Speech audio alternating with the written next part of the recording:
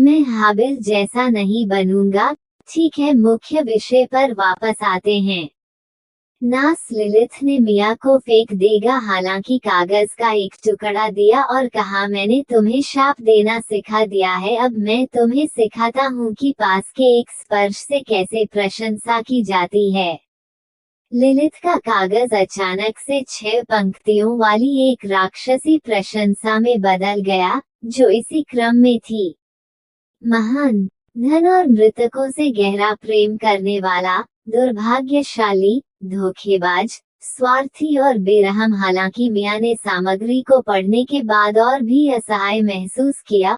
उसने झिझकते हुए कहा, प्रशंसा? क्या ये वास्तव में प्रशंसा है? हाँ, वास्तव में, नास लिलिथ ने उत्तर दिया। हमारे जैसे उच्च रैंकिंग वाले राक्षस समाज को प्रतिबिंबित करते हैं। आपको इस अनुष्ठान को ध्यान से सीखना चाहिए। इसलिए अंत में नास लिलिथ ने प्यार से मेरे सिर पर थपथपाया और कहा कि आपको एक अच्छा जीवन जीना चाहिए, चाहे हालात कितने भी बुरे क्यों न हो जाएं। ये दृश्य कितना मार्मिक था। नास लिलिथ ने जारी रखा, ऐसे लोग होंगे जो वही चीजें चाहते हैं जो आप चाहते हैं, और वे आपको नीचे खींचने के लिए इंतजार कर रहे होंगे, और ऐसा होगा।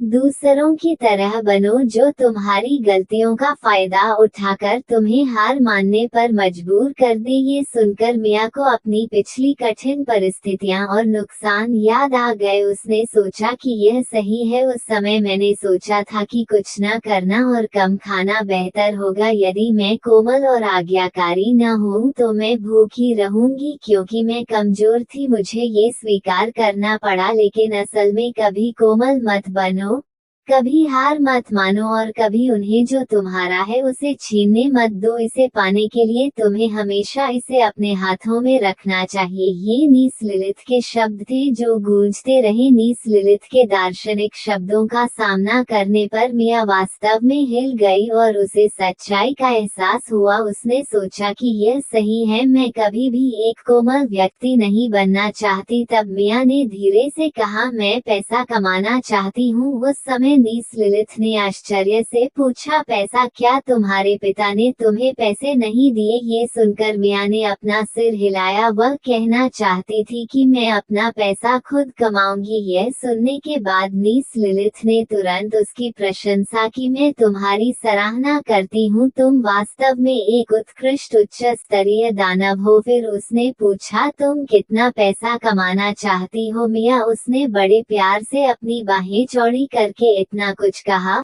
उस मासूम हरकत ने नीस लिलिथ को सफलतापूर्वक हंसा दिया। उसने चिढ़ाते हुए कहा, ओ मुझे एक दो उदाहरण कितना? लेकिन मिया ने गंभीरता से सोचा कि यह थोड़ा अजीब हो सकता है, लेकिन अगर आप एक राक्षस हैं और पैसे के बारे में भावुक हैं तो आपको लालची होना चाहिए। मिया ने कहा कि सभी किंगक हवेलियां और जमीन खरीदने के लिए काफी है।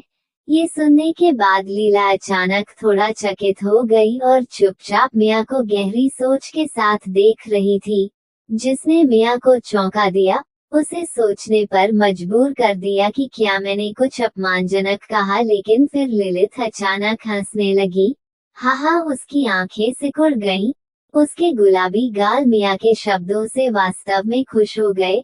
अपने शिक्षक को बिना रुके हंसते देख मिया कुछ हद तक डर गई और अजीब तरह से खुद को सही करते हुए कहा कि यदि नहीं तो यह मानव सम्राट की तरह होगा। हालांकि इससे पहले कि मिया खत्म कर पाती, लिलिथ फिर से खिलखिलाई और कहा कि क्या आप जानते हैं कि मानव सम्राट कितने अमीर हैं?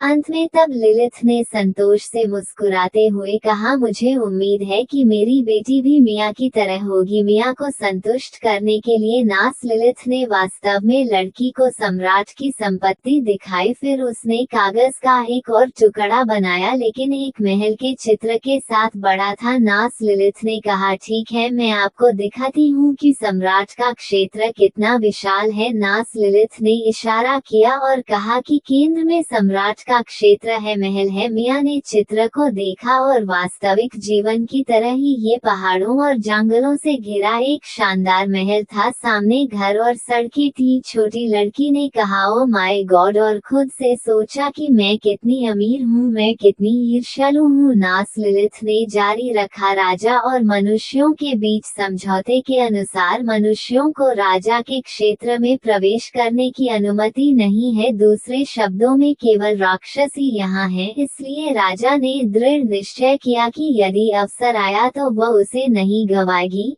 मियाँ की हृदय की भावनाओं को समझने के बाद, उसकी प्रबल महत्वाकांक्षा और अडिग निश्चय, नेस लिलिथ ने लड़की को गौर से और बड़े आश्चर्य से देखा। अंत में नेस लिलिथ ने टिप्पणी की कि शायद वे लक्षण वर्तमान राजा को भी परिभाषित करते हैं, वही लचीलापन और निश्चय। उसने सोचा कि मियाँ भविष्य में सचमुच नई सम्राज्ञी बन सकती है। हालांकि मियाँ ऐसा नहीं चाहती थी और उस तरह से नहीं सोचती थी। उसने सोचा कि अगर ये वर्तमान राजा है तो क्या हुआ, वो बस ये मानती थी कि उसका देश बिना किसी चिंता के जीने के लिए बस पैसा कमाना चाहता है।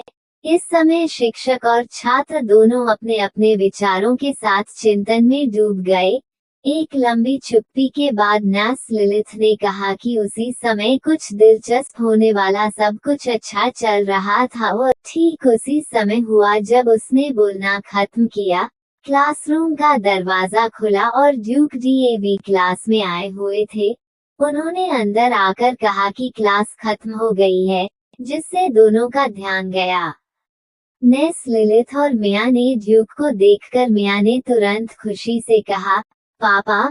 फिर मियाँ खुशी खुशी अपने पापा की तरफ दौड़ी और दौड़ते हुए कहा कि सब ठीक चल रहा है और उसके पापा अचानक आ गए हैं। ये सुनकर ड्यूक ने तुरंत जवाब दिया कि वो उसे ज्यादा देर तक पढ़ने नहीं दे सकते। ड्यूक डीएवी की बातें सुनकर नेस लिलिथ ने चिढ़ाते हुए मुस्कुराते हुए कहा कि अगर भविष्य में मियाँ का कोई बॉयफ्रेंड होता तो क्या वह एक ओवरप्रोटेक्टिव पापा बन जाते। इस बात ने ड्यूक डैड को बिजली की तरह मारा, जिससे वह अपना आपा खो बैठा। उसका चेहरा नाराजगी से काला पड़ गया और निश्चित ही मियाँ ये समझने के लिए बहुत छोटी थी कि वे किस बारे में बात कर रहे थे। तब ड्यूक डीएनेव ने मियाँ को अपनी बाहों में उठाया और नेस से कहा, लिलिथ, मुझे माफ करना, मेरी बेटी के खेलने का समय हो गया है। नेस लिलिथ ने धीरे से अलविदा कहा। उसके बाद उसने धीरे से मियाँ से कहा, मियाँ, अगली बार हम अपना पाठ जारी रखेंगे।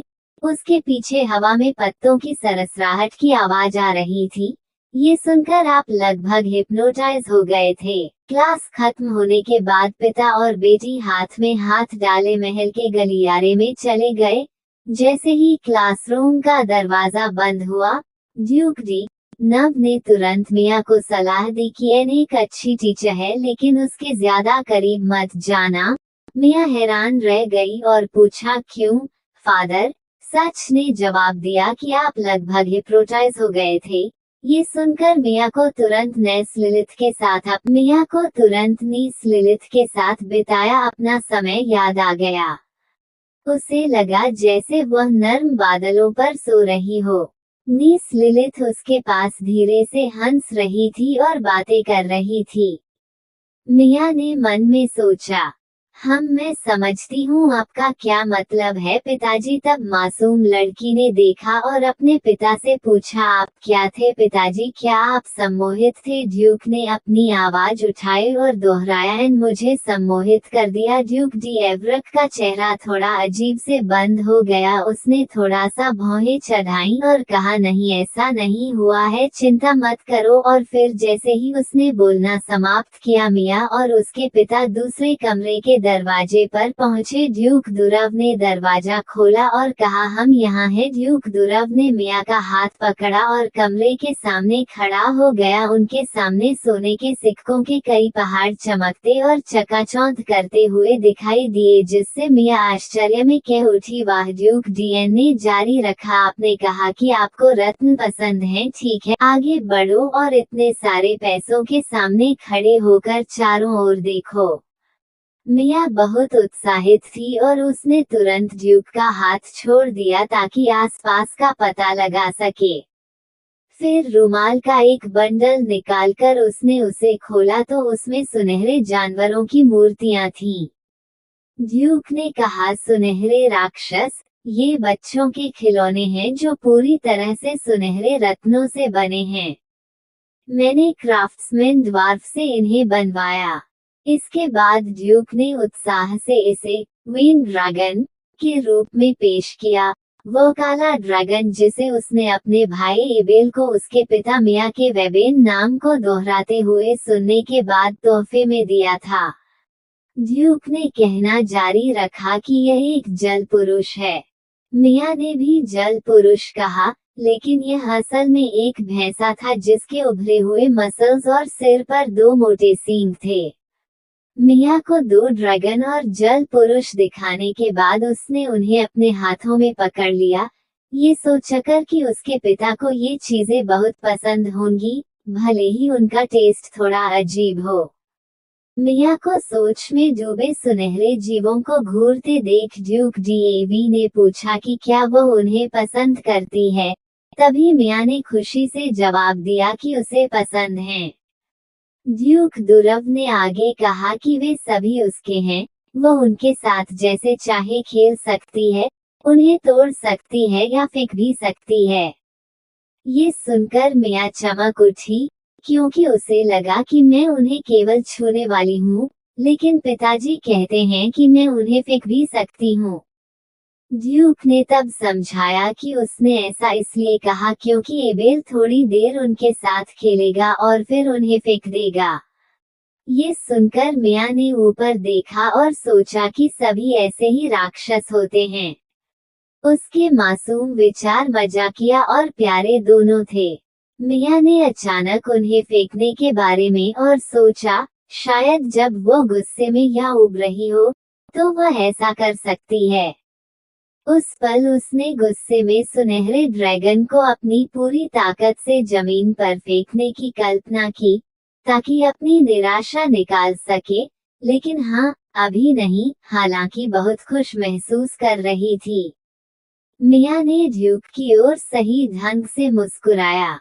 दुरव ने मन ही मन ये सोचा, फिर उसने अपने पिता को धन्यवाद दिया और हम को थोड़ा हैरान और अचंभित छोड़ दिया। इसलिए ड्यूक डी ने कभी भ्रम में पूछा, मिया तुम मुझे धन्यवाद क्यों दे रही हो? एमेके ने कहा, हाँ, क्योंकि पिता ने मुझे दिया है ऐसी अच्छी चीजें। ड्यूक ने मुझे स्कूल भेजा और मुझे ऐसे उपहार दिए जो मुझे ये सुनकर अच्छा लगा कि ड्यूक ने उत्तर दिया, अच्छी चीजें, आपके सारे पैसे इस कमरे में हैं। यदि आपको इसकी आवश्यकता है तो आप इसे व्यवसाय के लिए पूंजी के रूप में उपयोग कर सकते हैं। ड्यूक को ये कहते हुए सुनकर मिया चौंक गई। लड़की यह सोचकर हैरान थी कि यह सब कितना पैसा हो सकता है। धन के इस पहाड़ की संख्या एम की आंखों के सामने प्रकट हुई। 300,000,000,000,400,000,000,000 और इसी तरह उन सभी को जोड़ने के बाद मिया ने सदमे में अपना चेहरा छिपा लिया और चिल्लाए, ये लगभग 1950,000 का ढेर है। फिर मिया ने अविश्वास में अपने हाथों को लहराया और पैसे की राशि पर हकलाते हुए उसने कहा कि इस बिंदु पर बहुत ज्यादा है। ड्यूक ने शांति से कहा, मैंने सुना है कि आप 1 करोड़पति बनने जा रहे हैं। उन्होंने अपनी बाहों को पार किया और उदारता से कहा कि यह प्रारंभिक शिक्षा है, इसकी आदत डाले। ये सुनकर एमएसआई खुशी से चमक उठी, क्योंकि उसे एहसास हुआ कि बस इतना ही। ड्यूक ने जारी रखा, और यह भी पैसा है, जब तक आप 5 साल पुराना है तो हर साल हम इस जगह गिरेंगे।